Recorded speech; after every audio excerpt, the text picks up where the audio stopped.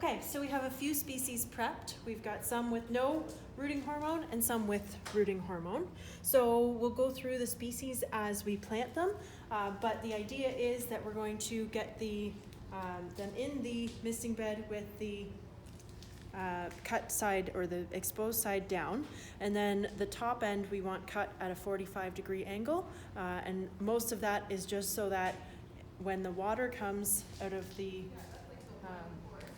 misters, it doesn't sit square on the top of the twig, because that's like topping and it's not good for it. So rather than just smush the twigs into the substrate, we have a smusher twig. That is the official term. And basically we're just going to make the holes with this. And for the ones that aren't treated, it doesn't really matter. But for the ones that have the rooting hormone, if we just did that and smushed them in there, we'd rub off all the rooting hormone.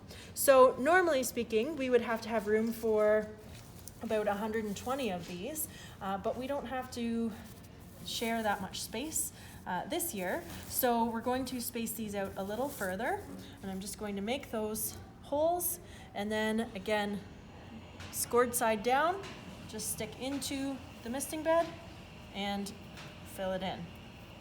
So we want to keep the ones that are not treated in a row and the ones that are treated in a row, and then it's just nice and organized. They have as similar properties to each other as they can, and then we just take our tag and we smush it in at the end of the row.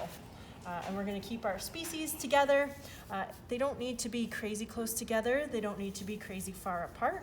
They just need to be organized so that we know easily which is which. So for me, that means we're going to have without on the left and with on the right as I'm facing it. And that will just remain consistent throughout, just in case something happens to one of our tags. So this is where we have the rooting hormone at the bottom. We want to try and preserve that as much as possible, so I'm gently going to place it in and just fill in that cavity.